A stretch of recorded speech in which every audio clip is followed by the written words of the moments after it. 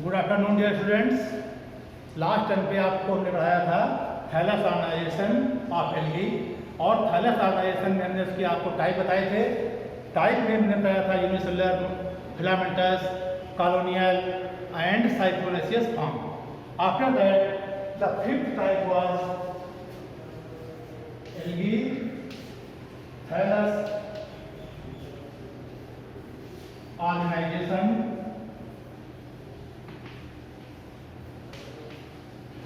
Thallus organisation, thallus organisation में हमने आपको पहला टाइप बताया था unicellular, unicellular, second filamentous multicellular, filamentous multicellular, third colonial multicellular. First is unicellular, then all are multicellular colonial, then fourth is siphonaceous. ये coenocytic होता है, without सत्ता होता है, ये सिंगल सेल होता है साइक्लोनेसियस। यहाँ तक आपको हमने बताया था लास्ट टाइम पे। इसके बाद में हम नेक्स्ट शुरू कर रहे हैं स्यूडो पैरेंकाइमटस, स्यूडो पैरेंकाइमटस एल्गी। अब स्यूडो पैरेंकाइमटस एल्गी का मतलब क्या होगा भाई? स्यूडो टर्म आप लोगों ने सुना होगा। स्यूडो का मतलब क्या होता है? स्यूडो मीन्स फॉल्स, झूठा, यानी वास्तव में जो वो हो ना लेकिन दिखे तो उसे कहा जाता है pseudo. That is the plant body is not parenchymatous, but due to arrangement of cells it appears just like parenchymatous. The best example of pseudoparenchymatous algae is Batrachospermum. Batrachospermum।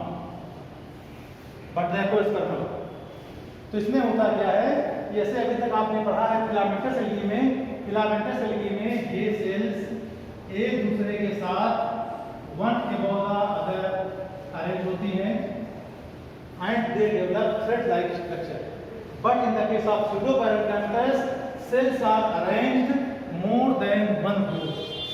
एक से अधिक रो में सेल्स अरेंज होंगी, और जब sales वो एक से अधिक रो में अरेंज होंगी तो क्या होगा? इस प्रकार से देखने में अपीयरेंस कैसी लग रही है?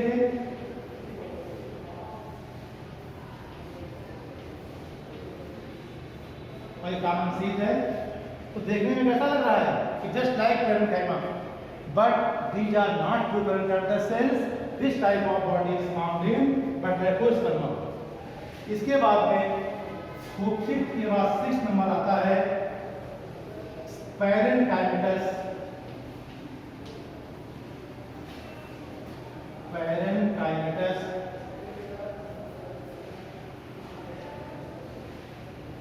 एल्गी।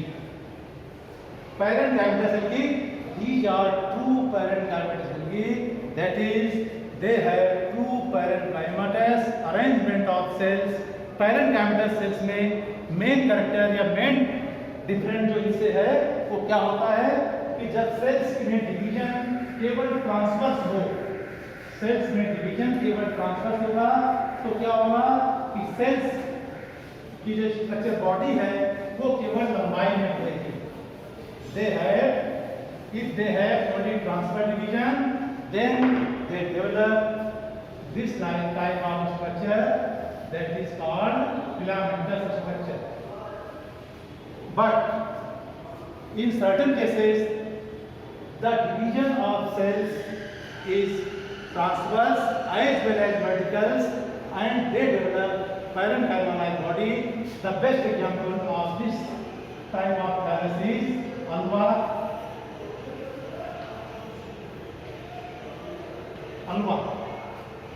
अल्वा की बॉडी कैसी होती है? ये फोलिएशियस होती है। फोलिएशियस का मतलब क्या होता है? लीफ लाइक, पत्ती के समान देख रहे हैं, कुछ चिकनी फैली हुई, और ये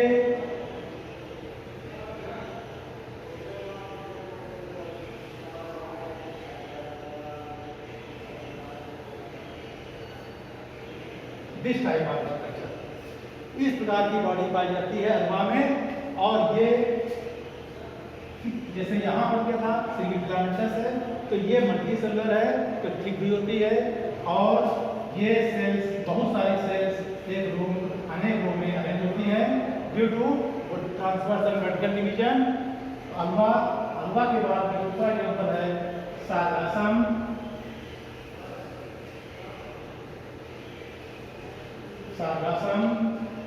और इसी का एग्जाम्पल है इंटेरोमार्फा etc. These are examples of parenchymatous cells. Parenchymatous plant body. तो it is all about thallus organization of algae. तो शुरू में आपको हमने बताया था एल्गी के जनरल कैरेक्टर्स में पहला एल्गी कहाँ पाई जाती है, that is occurrence of algae. इसके बाद में अकरेंस के टाइप पढ़ाए। फिर हमने आपको बताया प्लांट बॉडी का स्ट्रक्चर, और प्लांट बॉडी के स्ट्रक्चर में हमने थैलस ऑर्गेनाइजेशन बताया कि कितने प्रकार की प्लांट बॉडी इसमें पाई जाती है। अब देखिए जब कोई प्लांट बॉडी बन जाएगी, जैसे आप लोग हैं, हम लोग हैं, अगर ह्यूमन बॉडी बन गई तो ह्यूमन बॉडी के बाद क्या होगा, आप ह्यूमन बॉडी का सर्वाइव करें, इसके लिए क्या आवश्यक है कि उसको पोषण दिया जाए, न्यूट्रिशन दिया जाए। तो अब आपको पढ़ना है न्यूट्रिशन इन एल्गी। एल्गी में न्यूट्रिशन कैसे होता है, nutrition in algae. Nutrition in algae, algae में न्यूट्रिशन। अब न्यूट्रिशन के लिए एल्गी में आपको शुरू में बताया था क्या पाया जाता है, क्लोरोप्लास्ट। और due to presence of chloroplast they can survive their own food material. Own food material जो प्लांट डेवलप करते हैं उन्हें क्या कहते हैं, ऑटोट्रॉफिक।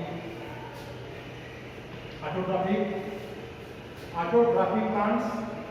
और जो अपना भोजन स्वयं नहीं बनाते हैं, दूसरे पर डिपेंड करते हैं, उन्हें क्या कहते हैं, हेट्रोट्रॉफिक।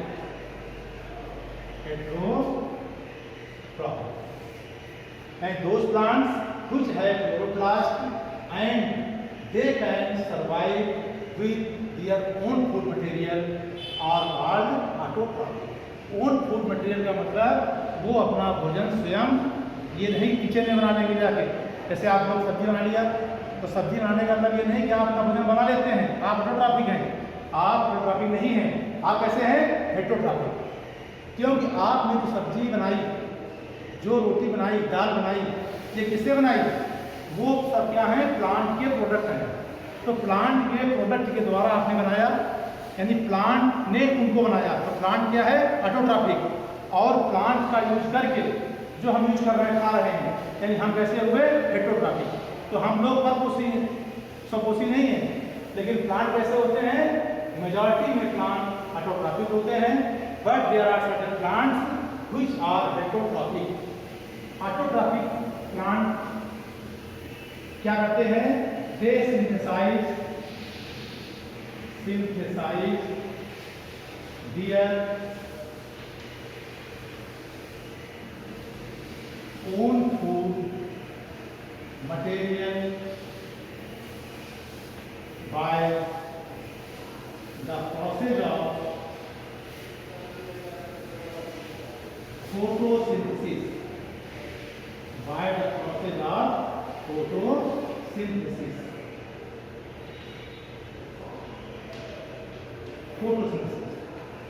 आप लोगों ने पढ़ा होगा फोटोसिंथेसिस, प्रकाश संश्लेषण क्या होता है, इसके विषय में बताने की जरूरत नहीं है, फिर भी जरा देख लीजिए कि फोटोसिंथेसिस में, प्रकाश संश्लेषण में क्या होता है, कौन कौन से स्टेप होते हैं जो प्लांट यूज करते हैं। एक इसकी आउटलाइन देख लीजिए। जैसे अभी तक आप लोग पढ़ते आए हैं, हम लोग पढ़ाते आए हैं शुरू में, इंटर और कॉलेज तक, इंटर तक बच्चे पढ़ते हैं कि प्लांट में क्या होता है, CO2 और H2O। CO2 और H2O, पानी और CO2 दोनों मिलकर सनलाइट दोनों मिलकर सनलाइट और क्लोरोफिल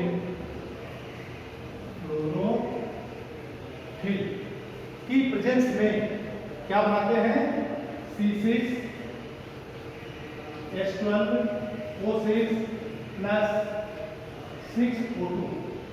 ये रिएक्शन आप लोगों ने पढ़ी होगी। फोटोसिंथेसिस में शुरू से पढ़ाया जाता है आप लोगों को कि CO2 और H2O मिलकर क्या बनाते हैं, ग्लूकोज और CO2। ग्लूकोज और CO2, इसमें देखिए अब ग्लूकोज, ये ग्लूकोज है, ये ऑक्सीजन है, ऑक्सीजन, यहां पर CO2 और H2O, ये आप करते आए हैं 6CO2 और 6H2O। 6CO2 और 6H2O मिलकर क्या बनाते हैं, C6H12O6 प्लस 6O2। ये रिएक्शन हम पढ़ते आए हैं शुरू से। लेकिन ये रिएक्शन शुरू में बच्चों को बेसिक नॉलेज के लिए पढ़ाई गई, वो सही है। बाद में एक्सपेरिमेंट किए गए, हिल रिएक्शन, हिल वगैरह में साइंटिस्ट थे, उन्होंने रिएक्शन देखा और ये देखा कि ऑक्सीजन कहाँ से निकल रही है। ऑक्सीजन केवल जो वैल्यू है कहाँ से निकलेगी, ऑक्सीजन की वो H2O से। अब देखिए H2O में कितने O हैं, 6, यहाँ पर कितने हैं, 12, तो 6 के 12 कैसे हो गए। इसीलिए अब आपको जो रिएक्शन आगे पढ़नी होगी वो ये पढ़नी होगी, 6CO2 plus 12H2O, 6CO2 plus 12H2O और C6H12O6 प्लस 6O2 और लास्ट में 6H2O। यानी इसके 12 को बना रहे हैं ऑक्सीजन और ये कन्वर्ट हो रहा है इसमें। तो ये रिएक्शन है फोटोसिंथेसिस। यानी प्लांट या ये फोटोसिंथेसिस के द्वारा क्या बनाती है, ग्लूकोज। ग्लूकोज का थर्मोडायनेमिक रिएक्शन होता है, अलग अलग कार्बोहाइड्रेट का प्रोटीन वगैरह सब कन्वर्जन होता जाता है और ये अपना भोजन बना यूज करते हैं उसी को। फिर ग्रीन प्लांट को हम लोग यूज करते हैं, खाते हैं। तो it is all about autotrophic plants, but majority of algae are autotrophic, but there are certain algae which are heterotrophic. Heterotrophic में एक एल्गी आपको शुरू हमने बताया दिया होगा, पैरासिटिक एल्गी। पैरासिटिक एल्गी आपको हमने पढ़ाई थी, वो एल्गी कौन सी थी, सिफेलुरस। अगर याद हो आपको, सिफेलुरस वायरेसेंस, सिफेलुरस वायरेसेंस।